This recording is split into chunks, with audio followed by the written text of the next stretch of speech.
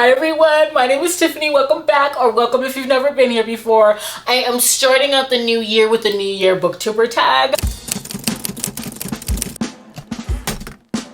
I'm so excited to do this because I was actually tagged in a tag video. I normally just do them, okay? And Jessin from Jessin Who Reads Romance created this tag. I'd like to thank Caitlin from the Librarian for letting me know that she'd like to see my answers to these questions. And I actually had a really nice time going through and thinking about my answers to these. It was a nice refresh and reset. So let's get into it. I'm gonna be referring to my phone here. The first question is, what are you most excited about in 2023? I definitely have to say Book Bonanza. I feel like it's going to have the same sentiment and impact as the Booktuber retreat had, being that so many of my bookish friends will be there. Last year was just filled with meeting my friends in person, the authors that I love so much, and I think it's just going to be a manifestation of building deeper connections with people, because that's my favorite part of this community. Going from being on a live show to, sliding in their DMs with voice memos and gushing about books, and then becoming a part of somebody's life and supporting each other. I just love this community, and Book Bonanza is going to be the biggest signing that I've ever been to, and there are so many of my friends that are going. So I am very excited for that. There are other signings that I will be attending. Okay, but Book Bonanza is definitely high up there. I can't even believe that I got a ticket. So very grateful and very ready to go. Next question on here is, do you have a Goodreads challenge goal? Why that number? This year, my Goodreads goal is going to be 365. Now, I made my Goodreads goal initially last year 513. That's what I read in 2021. Last year was only the second year that I was tracking my books. And so I thought I'd be able to mimic that because there were a few slower months for me in 2021. And I ultimately ended up reading 461. So of course, I changed the number to 400. Ooh, hit my goal. And that's still a lot of books. It's still a lot of books. That doesn't include the fanfics that I read that Goodreads doesn't have in there. But it was still a pretty high volume year for me. That's a ton of books. This year, I wanted to make it 365 because I felt like that was still challenging, okay? Especially with, the months where life just gets on a lifing and it hits, honey, okay? I want to account for that, hold space for that. And also, I don't want to overwhelm myself. I feel like 365 is definitely something I'm confident in hitting, but it's also going to be challenging. So I like that number, a book a day. I think it's a pretty good number. Next question is, list 3 5-star predictions. I would have to say, is it The Duke Gets Even by Joanna Shupe? That's going to be the next in her Fifth Avenue Rebel series. Okay, I read the prologue for this in the last book, and Nellie, in my opinion, was a just scene stealer. She's so free-spirited. She's such a woman ahead of her time. She's got a lot of mystery centered around why she's not checking for love, okay, and how she was hurt. And the Duke of Lockwood has just been passed over throughout this series, and he needs to marry in order to maintain his fortune. This is also a 6-star read for Jen thus far, already this year. Crystal from Crystal's Bookish Life was gushing about it during reading sprints, because if you don't know, I am filming this early morning, okay, early of January 4th. And I just think that it's going to be a 5-star read. Absolutely, hands down. Also, Grim and Barrett by Juliette Cross. Okay, I'm obsessed with the Stansville series. Okay, if you have not met the Savoy sisters, you have to. The last 2 books, I was absolutely living. And in this one, we finally get the bookish Clara and Henry the Necromancer. And after reading Always Practice Safe Hex and seeing what he can do, and being introduced to his just turmoil of longing for her, I can't. that. I also need more like scenes that are centered around her romance book club. And Clara already is a go-getter, okay? She's a very active and assertive heroine. I have no doubt that she's going to be driving that plot. So I need it, and I need it now. Let's see a third one. Oh, I'm looking forward to, I think it's called Lost and Finally Found. I'm going to throw the cover up here. This is going to be the 8th and final book in the Wayward Children series that I found in the month of October, thanks to Christy. Okay, thank you, girl. Because she was just hitting me with like, all the big words like spears, found family, queer. This is a dark portal fantasy, if you will, series centered around the teens that traveled through them and have returned to reality that they just feel displaced in. One of which grew up and created this home or school, a rehab, if you will, to help those like herself that don't feel like they belong to this world, and they're grieving the sort of loss of those alternate universes. And I just love these so much. I mean, they came into my life at a time where I was really having a hard time, just low, you know, and oh, the metaphors on their aims to stay grounded at a time and within a world where the floor just seems like it's shifting underneath them, and the adventure and the whimsical, fantastical nature of these worlds.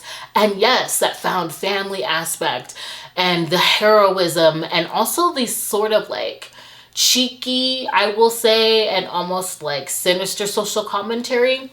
I love this series. I'm absolutely obsessed. I'm obsessed with what they brought me. I'm obsessed. So I definitely think that these are going to be 5 stars. They're a novella series. They are all on Hoopla. They all have freaking audiobooks. I cannot wait to get to this one. I'm halfway through the series, and my friends have completely spoiled me by getting me physical like copies of the books. So I'm very excited about this, and I have no doubt that it's going to be 5 stars. Plus, this world they're always so interesting and fun and a little dark. In this one, this is where all lost things go. So if you've ever lost your car keys, if for some reason your dryer keeps eating your socks, this is where all of those items go, and I cannot wait for it. So I'm excited. There's gonna be a ton of just good reads this year. I will still be coming out with a 2022 favorites video. However, it won't be timely. Kind of similar to this tag video. A lot of my friends have already done this last month, you know. So we're gonna be a couple weeks off, but you will be getting one, because looking back on last year and like picking those books has been a lot of fun. So look out for it. It is coming, I promise. Next question is, what genre, subgenre, trope do you want to read more of? I definitely want to read more thrillers. I picked up thrillers last year and horror, and shoot, I need to put a lot of books away. So I do have like one here. Like, this is a recommendation, In My Dream I Hold a Knife by Ashley Winstead. I got this recommendation from Riley Marie. I have a few more like just physical copies of thrillers that I want to get to. I read the one by John Mars, which I think for romance readers is a great entry point to thriller, being that it's centered around a technologically advanced world. And in this book, there is a matchmaking service based on DNA. And the separate characters are, very interestingly woven together. And it just was gobsmacking. I thought that was a great thriller. I rated that 5 stars. And like I said, great entry point for romance readers, but definitely thrillers I want to read more of, and historicals. I want to find my next Victorian Rebels by Kerrigan Byrne series, my next Maiden Lane series by Elizabeth Hoyt. It was so much fun to read the Maiden Lane series with all of my friends. I just felt like it was a little dark, it's sexy, the social justice within that was amazing, and I just want to find my next like go-to series. Always like, you know, Scoundrels of St. James by Lorraine Heath is another favorite historical romance series, so I want to find my next one. I want to read more thrillers and like possibly some romantic suspense as well. Those are like definitely the genres that I want to hit. Let's see. What trope do I think will be popular in 2023? I think that trends kind of work in waves. And last year, Why Choose was very popular, and at least in my bubble, because I do think that that's a thing. I can only pull through my lens. A lot of my friends were reading Small Town, so I do think small town romance is going to be very popular next year. But one thing that I noticed as I was putting together my 2023 release video, like the highly anticipated releases that I want to read, that'll be coming out after this video, full transparency. I noticed this sort of like mashup of genres. So I still think that Why Choose is going to be very popular in 2023. And I still think that small town romances are going to be growing in popularity. But I've noticed this sort of like mashup of genres. Catherine Moon, Cleo Evans, they're both coming out with historical monster romances. I have seen some like mafia monster romances. And so, you know, monster romance was also popular last year. And so I'm thinking, I mean, I don't know if this is like a fair answer. I think that like we're gonna be getting a mashup of genres like that. I think in the latter part of 2023, I think like possibly like monster historicals, you know, like monster mafia, monster romance. I'm just gonna say monster romance, okay? Because I have to think about like the books that are currently being written now based on what was popular last year and the books that I already planned for. And so I don't think Why Choose is going away. I just hope that the caveat of make it poly happens. Small town or monster. That's a lot of answers. It's not fair. Okay, I'm moving on. Name 3 bookish goals for 2023. Okay.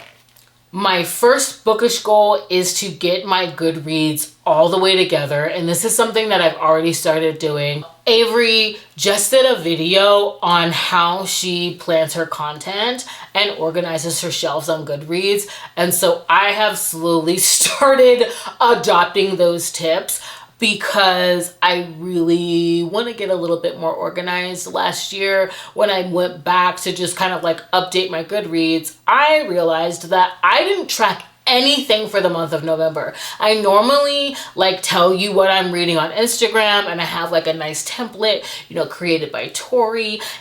This month, Christy gave me one, which is like great because it was just so cute. So I normally do like a reading update. I didn't do that for any of the books that I read in the month of November. So I had to go through like every story that I had posted and base it on what I told you I read. And I don't always like share every single book. It was November. There were a ton of like Thanksgiving novellas that I got into. So I don't want to go through that again. And I really want to have more than all stars, no stripes on there. Okay. I need to have at least something written for the books that I feel like people should be picking up. So I need to get my Goodreads together. And also the second thing that I want to work on in terms of just like a bookish goal is my workflow. Very similar to how I am doing this video, I typically don't really streamline my ideas. I will start a video from beginning to end. I will like come up with a little bit of an outline. I will film it, I will edit it, and I will like try to upload it all in one go. And if life interrupts me, like if I have work after say filming, I'll stop that process and then come back home and pick up where I left off. And I have gotten some amazing advice from my friends throughout the year as to how they organize their workflow, how they batch videos.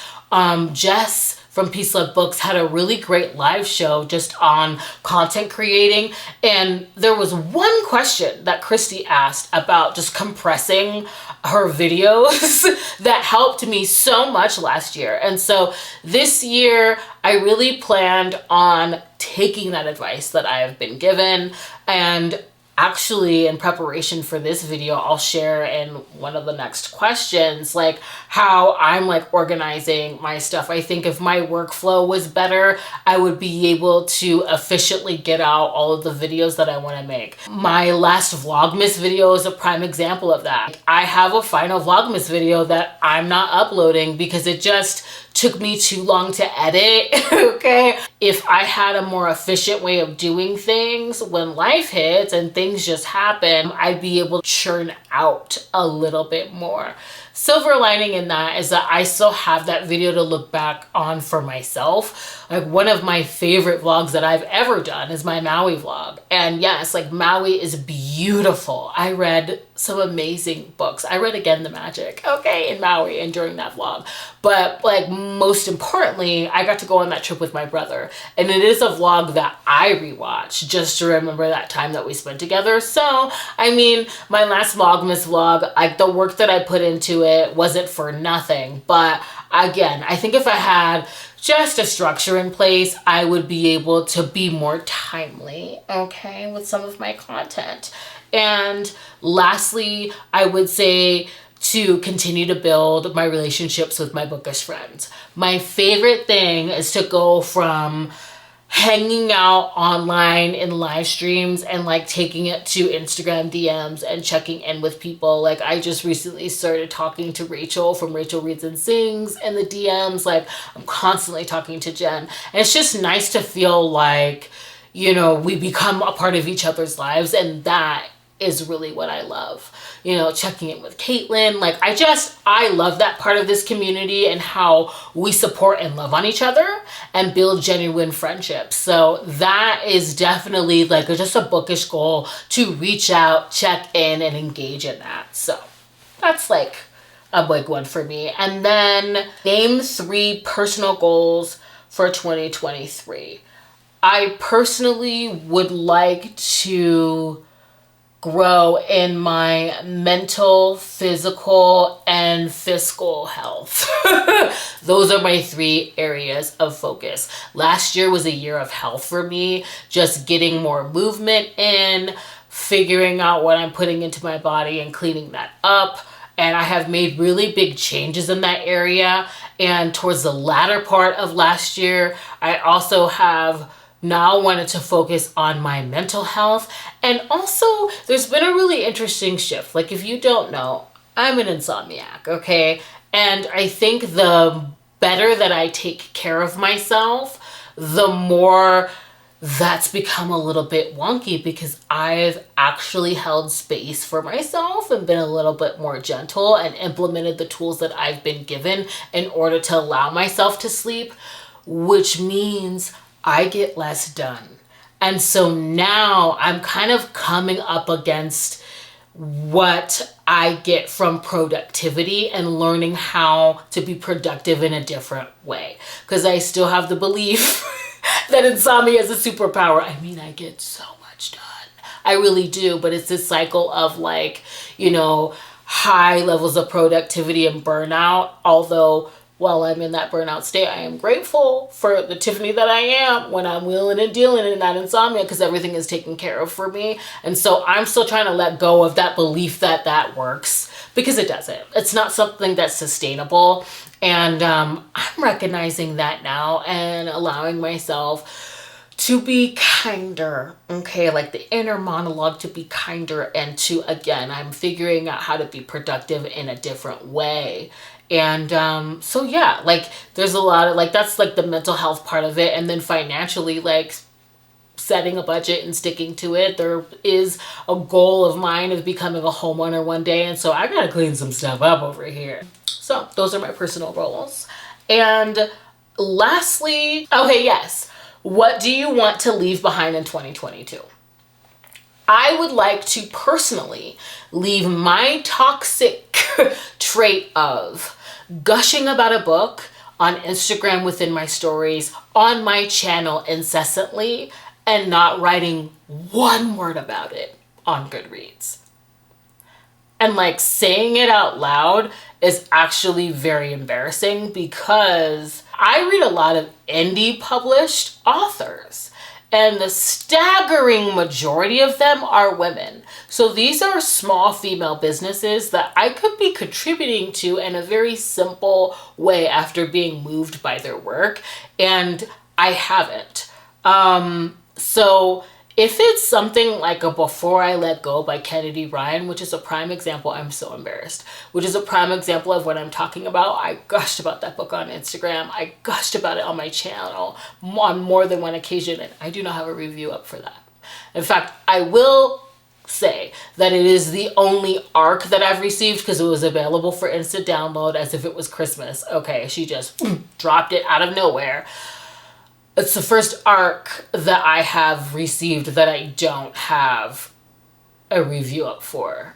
Now that I'm thinking about it, I don't think that's true.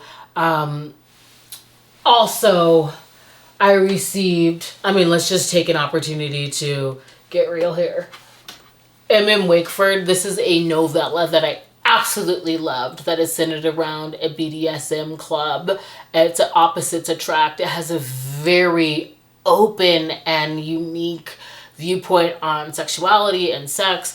M.M. Wakeford sent me the second book in her series, and that was during a really low mental health month, and I didn't get to that as well, but I've made sure to buy the next two, and I will be reading that. But my point is that these books that have touched me so much, to not have a review up on Goodreads while I'm gushing about it elsewhere, when it's the Goodreads review that could really help them, is something that I need to leave in 2022. And I've already made those changes. I have read Ache by Marley Valentine thus far, as well as Restore Me by J.L. Seekers, and I have reviews of those up on my Goodreads. I have also created some shelves thanks to Avery, in her video, and I've implemented the tips that Jessen gave me in 2021, about Airtable. I'm going to be listing all of these videos below because I basically spent January 1st getting these structures in place, and they have already helped me so much. I'm going to show you like a quick screen recording of Airtable, because after Avery posted her video, Steph from Novelty Corner posted how she's going to be tracking her reading. She has her document available. She just asks that you refer people back to that video. So I'm going to link that video below.